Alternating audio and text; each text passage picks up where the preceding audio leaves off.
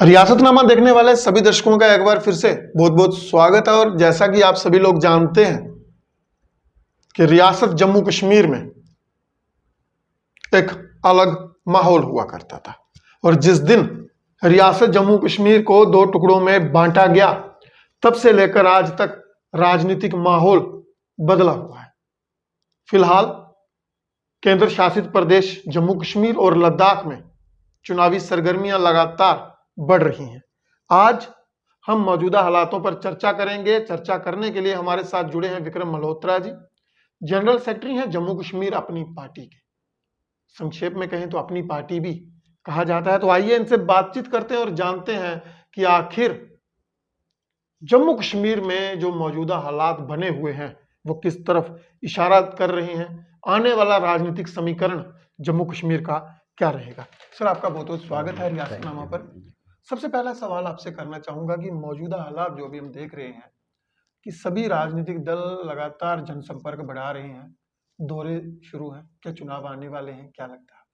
देखिए, चुनाव जैसा कि आप जानते हैं कि बार बार आदरणीय प्रधानमंत्री, गृह मंत्री जी और जम्मू के जो लेफ्टिनेंट गवर्नर जम्मू कश्मीर के हैं, उन्होंने भी कहा है, संकेत दिए हैं। और सभी राजनीतिक पार्टियां ये चाहती हैं कि चुनाव हों। जो ये ऑल पार्टी मीटिंग अभी प्रधानमंत्री ने बुलाई थी, उसमें भी उन्होंने संकेत दिए कि हम जल्दी चुनाव कराना चाहते हैं। और एक डिलिमिटेशन की प्रोसेस जो है वो चल रही है। मुझे लगता है जितनी जल्दी उसको समेटा जाए और जम्मू कश्मीर के लोगों के सामने जो खाका इन्होंने तैयार किया वो लाया जाए, उसके बाद चुनाव जो है वो बहुत अनिवार्य हैं। और जितनी जल्दी हो उतनी जल्दी जम्मू कश्मीर के लोगों की जो दिक्कतें और मुश्किलें हैं उनका निवारण हो सकेगा। प्रधानमंत्री जी ने ऑल पार्टी मीट में एक संकेत दिया था कि I want to be rehabilitate the democracy in Jammu and Kashmir, कि मैं चाहता हूं कि जम्मू कश्मीर में लोकतंत्र बहाल हो। उस स्टेटमेंट से और एलजी साहब के स्टेटमेंट से क्या देखते थे कि पिछले 2 वर्षों से जम्मू कश्मीर में डेमोक्रेसी कहीं खतरे में थी? नहीं, देखिए, जम्मू कश्मीर में डेमोक्रेसी उसी दिन ख़त्म हो गई थी जिस दिन पीडीपी और पीडीपी की सरकार टूटी और उसके बाद गवर्नर रूल लगा। और लोग समझते थे कि शायद थोड़े समय में यहाँ चुनाव हो जाएंगे और लोग अपनी चुनी हुई सरकार अपने लोगों की जो समस्याएं हैं उनके से बात करेंगे। पर हालात ऐसे बने कि आपने देखा कि 370 सरकार की मंशा कुछ और थी और उन्होंने 370 हटाई। उसके बाद लॉकडाउन रहा, फिर कोरोना वायरस का प्रकोप झेला देश भर ने, दुनिया भर ने, तो चुनाव यहाँ नहीं हो पाए। और इतने लंबे समय से यहाँ चुनी हुई सरकार का ना होना, मुझे लगता है वो अपने आप में एक अनोखा उदाहरण होगा कि जहां एक तरफ तो केंद्र सरकार ये चाहती है कि जम्मू कश्मीर की तामीर और तरक्की हो, और वहां पे दूसरी तरफ एक चुनी हुई सरकार का ना होना, एक अफसरशाही का होना। अफसरशाही चाहे कितनी भी कॉम्पिटेंट हो, कितनी भी अच्छी हो, पर वो चुनी हुई सरकार का मुतबादिल नहीं हो सकती। और यहाँ की अफसरशाही हम देख रहे हैं पिछले कुछ समय से कि वो धीरे धीरे उनके सेल्फ इंटरेस्ट जो हैं वो बनते जा रहे हैं। तो कहीं ना कहीं अफसरशाही में भी कुछ लोग ऐसे हैं जो नहीं चाहते कि चुनाव हो। और जम्मू कश्मीर जो है, में हम देखें कि पिछले कितने समय से, मतलब जो अचीवेबल गोल ये समझते थे कि 370 को टूटने के बाद जो हम अचीव कर सकेंगे वो नहीं हुआ। तो आज ज़रूरत है कि चुनाव जल्दी से जल्दी कराए जाए। यहाँ चुनी हुई सरकार हो, चाहे किसी भी पार्टी की बने, पर उसमें चुने हुए लोग होंगे, उनकी जवाबदेही जो है लोगों के प्रति होती है। सत्ता दल की अगर हम बात करें तो समय समय पर ये नारे और दावे दिए जाते हैं कि धारा 370 टूटने से जम्मू कश्मीर में खुशहाली आई है, बहुत विकास हुआ है, बहुत कुछ बदला है। क्या देखते हैं कि उन बातों में कितनी सच्चाई है? जो बातें अलग अलग माध्यम से, चाहे सोशल मीडिया हो, जो उनकी आईटी सेल हो, जो लोगों देखिए, तक अगर पहुंचाई आप जाए। सत्ता दल की बात करेंगे और क्योंकि भारतीय जनता पार्टी सत्ता में है, केंद्र में भी और इनडायरेक्टली यहाँ पे भी, अगर उनके आंकड़ों पे आप जाएंगे तो फिर तो हिंदुस्तान बदल चुका है। फिर तो यहाँ कोई दिक्कत ही नहीं है, यहाँ कोई गरीब नहीं है, यहाँ कोई भूखा नहीं सोता, यहाँ सबको इलाज मिलता है, यहाँ सबके साथ न्याय होता है। ये तो एक राम राज्य की स्थिति वाली बात है। पर अगर आप धरातल पे जाएंगे, अगर आप जमीनी तौर पे जाएंगे, तो आप देखेंगे कि कुछ नहीं बदला है। आंकड़े सिर्फ आपको बताए जाते हैं। आज ये बोलते हैं कि हम राशन दुनिया भर को दे रहे हैं। एक दफा 3 किलो राशन दे देने से क्या उस आदमी का जीवन भर वो 3 किलो राशन चलेगा? एक दफ़ा आपने एलपीजी के सिलेंडर दे दिए और उसके बाद दाम बढ़ा दिए 3 गुना। जब वो वापस आके आज चूल्हे पे देश भर के जो गरीब लोग आ गए, तो वो आंकड़े और मीडिया मैनेजमेंट पे आप जाएंगे तो यहाँ कोई समस्या ही नहीं है। फिर तो लोगों को यहाँ जो हम सुनने में आ रहे हैं कि इतने वीज़ा लोग लगा रहे हैं बाहर जाने जी के जी लिए, माइग्रेशन इतनी हो रही है, पैसे वाले लोग भी जा रहे हैं, फिर तो रिवर्स माइग्रेशन होनी चाहिए। जितने एनआरआई है सबको वापस अप्लाई करना चाहिए कि अब तो हम हिंदुस्तान में आके रहेंगे, जी। यहाँ तो सब कुछ ठीक है। तो ऐसा नहीं है। अगर आप ज़मीन पे जाएंगे, गांव में जाएंगे, स्थिति देखेंगे, आपको पता चलेगा कि आज भी वहाँ वहीं बिजली की दिक्कत है। अभी हम कल किश्तवाड़ के दौरे से आए हैं, डोडा किश्तवाड़ के। वहाँ लोग जो जो डिस्ट्रिक्ट इतनी ज़्यादा बिजली पूरे दो देश को देता है, वहाँ खुद 11-11 घंटे का कट है। वहाँ के पावर प्रोजेक्ट्स में वहाँ के लोग नहीं लग रहे हैं, बाहर से लोग आके एम्प्लॉयमेंट पा रहे हैं। तो ये कहने की बातें हैं, आप कहने और कथनी और करनी में बहुत फर्क है, और जो यथार्थ स्थिति धरातल पे है और जो बताई जा रही है उसमें बहुत फर्क है। क्या देखते हैं कि किसका अहम रोल है, योगदान है, भूमिका कौन निभा रहा है झूठ को देश तक फैलाने में, वहां तक नहीं पहुंचाने में? देखिए, अब ये तो एक इनकी सुनियोजित तरीका है जो सत्ता दल का, कि हम वो लोगों को दिखाएं जो हम चाहते हैं दिखाना। जो सत्य है वो नहीं दिखाया जा रहा है, और वो कहीं ना कहीं उसके लिए सब जिम्मेवार है। उसके लिए आज मीडिया भी जिम्मेवार है, उसके लिए कहीं ना कहीं लोग भी जिम्मेवार हैं। पर आज जो हो रहा है वो कहीं भी सत्य के करीब नहीं है। जम्मू कश्मीर की अगर हम बात करें, जिस तरह से विशेषकर सिर्फ और सिर्फ जम्मू कश्मीर, अलग अलग दावे रहते हैं सरकारों के कि वहाँ की आवाम बहुत खुश है, प्रतिनिधि बहुत खुश है, हमने पंचायती राज के तीनों टीयर जो है वहाँ लागू कर दिए, लेकिन लोगों के नुमाइंदे नहीं है, प्रतिनिधि नहीं है, हम्म। विधानसभा नहीं है। क्या लगता है कि क्या जो दावे हैं सरकार के वो सफल हैं? नहीं, वो मैंने आपसे पहले ही कहा कि देखिए, जो डीडीसी बीडीसी और सरपंच आप जाइए, उनसे मिलिए। यहाँ अभी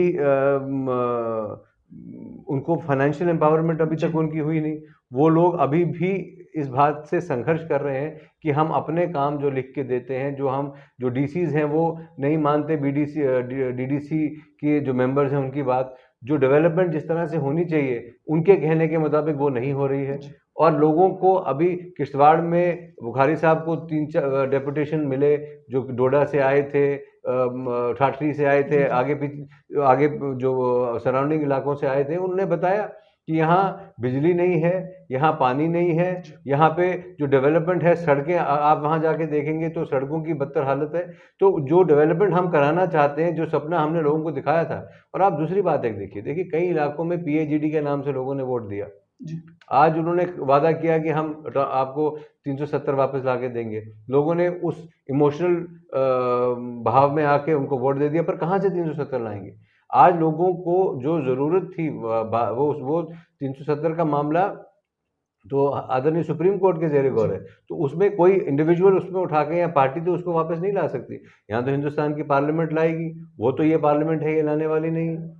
बीजेपी की अक्सरियत है जी अभी। जी तो कहने का मेरा मकसद है कि जो डेवलपमेंट की बात भी है, आज आप कॉर्पोरेटर दूर कहाँ जाना है, आप जम्मू शहर के कॉर्पोरेटर से पूछ लीजिए कि क्या वो डेवलपमेंट करा पा रहे हैं। जी क्या वो जो 73rd 74th अमेंडमेंट कोई जी। इन स्पिरिट फाइनेंशियल एम्पावरमेंट थी, वो नहीं हुई।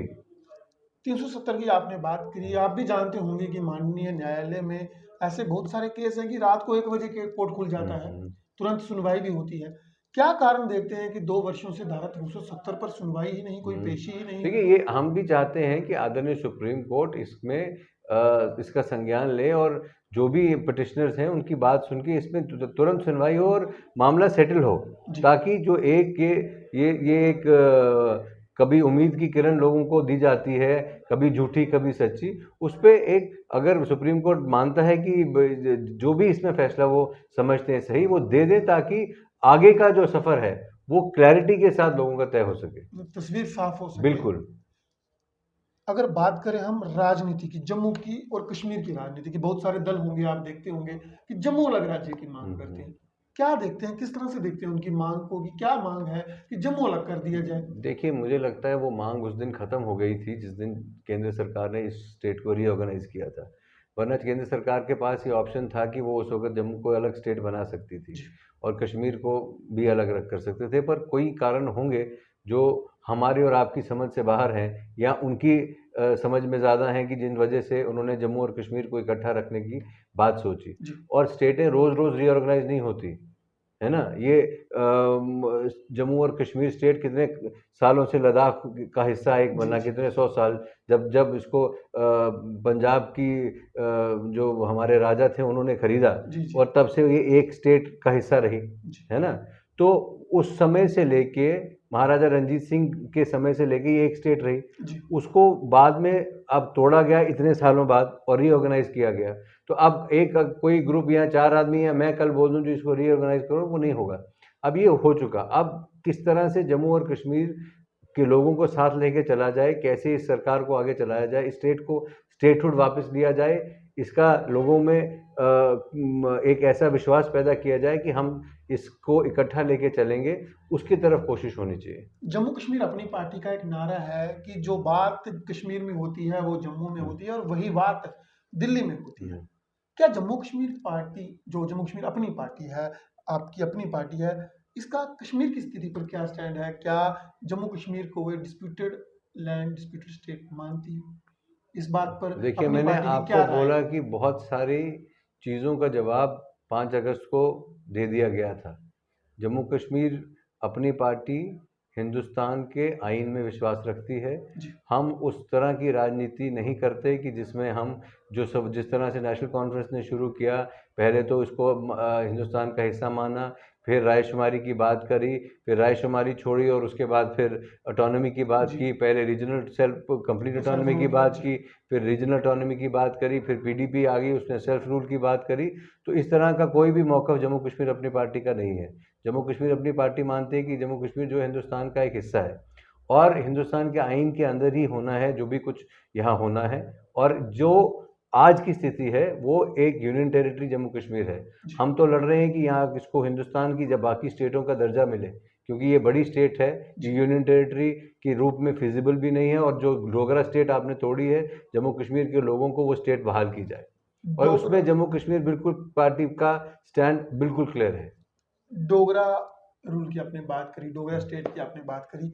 आपने देखा होगा हाल ही में भाजपा द्वारा एकात्मकता दिवस मनाया गया और उसी महाराजा की फोटो लगाई गई हम्म, जिनके द्वारा सजाई गई स्टेट को उन्होंने तोड़ा। हम्म। क्या देखते हैं किस तरह से लोगों को गुमराह देखिए, किया जा भारतीय रहा है? जनता पार्टी, मैंने आपको कहा ना, ये थिएट्रिक्स होता है, अंग्रेजी का एक वर्ड, जो ड्रामा दिखाने के लिए ये इनकी राजनीति चलती है। ये नहीं, ये हरि सिंह जी के नाम पे राजनीति तो कर रहे हैं, पर इनको कौन रोक रहा है कि हरि सिंह जी के नाम पे यूनिवर्सिटी का नाम रखा जाए या उनकी छुट्टी छुट्टी दी डिक्लेयर जाए। की जाए? पर आज इनके पास, इन्होंने तो बहुत सारे कदम ऐसे उठाए जो ये इन्होंने आज कश्मीरी पंडित जो समुदाय के देशभक्त लोग रहे, उनके नाम पे कश्मीर में सड़कों के नाम रखे जा रहे हैं। जी तो हरि सिंह जी के नाम पे आज तक क्यों झिझक है? क्योंकि जो कांग्रेस में रहे लोग इतने साल, डॉक्टर करण सिंह भी कांग्रेस का आज भी हिस्सा हैं, जी उनके बड़े सुपुत्र भी हैं, वो भी पावर में रहे, उन्होंने कभी नहीं सोचा इस तरफ। आज जब भारतीय जनता पार्टी इतने साल वो विपक्ष में रह के वो बात करती रही, आज जब उनके पास सत्ता है तो उनके पास मौका है कि वो उसको जो अनजस्ट हुआ है जम्मू के साथ, उसको अंडू करें। या फिर सवाल वही है ना कि क्यों नहीं करना चाहती? हाँ, आपको क्या लगता है कि भाजपा तो क्यों इस इन चीजों को खींच इसका रही है? इसका जवाब तो आपको वो लोग दे सकते हैं जिनके पास ताकत है करने की।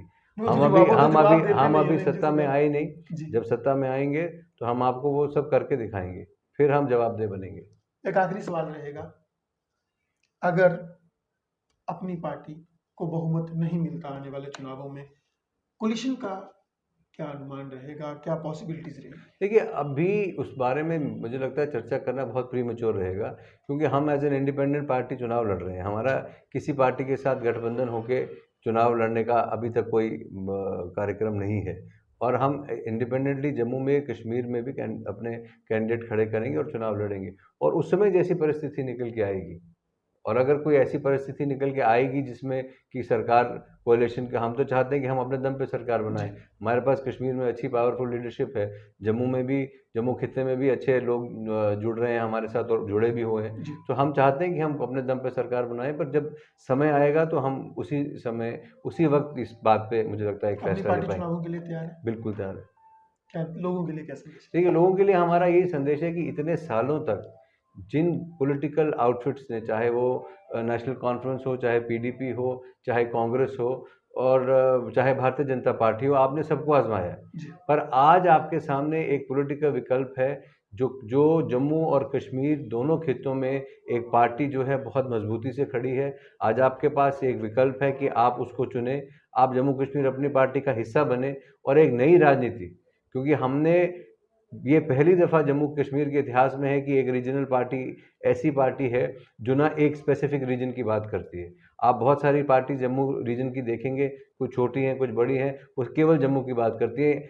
वो उनकी प्रेजेंस, भारतीय जनता पार्टी की प्रेजेंस भी आपको कश्मीर में नहीं मिलेगी। कांग्रेस की प्रेजेंस दोनों खित्तों में थी, पर कांग्रेस इतनी कमज़ोर हो चुकी है अपनी अंतरकला की वजह से कि वो एक स्ट्रांग ऑपोजिशन नहीं दे पा रही इस प्रदेश को और देश को। तो फिर आपके पास एक ऑप्शन है लोगों के पास कि वो जम्मू कश्मीर अपनी पार्टी का हिस्सा बने और ये जो बदलाव की राजनीति हमने लाई है उसको मजबूती दे। बहुत बहुत धन्यवाद। Thank इस you. वक्त आप सुन रहे थे विक्रम मल्होत्रा जी को। बहुत ही स्टीक और साफ शब्दों में हमने बातचीत करी, कोई भी मुद्दा जो है वो हमने छोड़ा नहीं। चर्चा की गई थी जम्मू कश्मीर के हालातों पर, धारा 370 पर और लगातार बदल रहे चुनावी माहौल पर। बहरहाल इतना तो तय है कि आने वाले विधानसभा चुनावों में जम्मू कश्मीर अपनी पार्टी अपने बलबूते पर चुनाव लड़ेगी। Independent party as an independent outfit चुनावी मैदान में उतरा जाएगा। नतीजे क्या रहेंगे वो बात की बात है, लेकिन चुनावों के लिए इस वक्त जम्मू कश्मीर अपनी पार्टी पूरी तरह से तैयार है। बहुत जल्द कुछ खास शख्सियतों के साथ दोबारा हाजिर होंगे। तब तक के लिए आप देखते रहें रियासत नामा।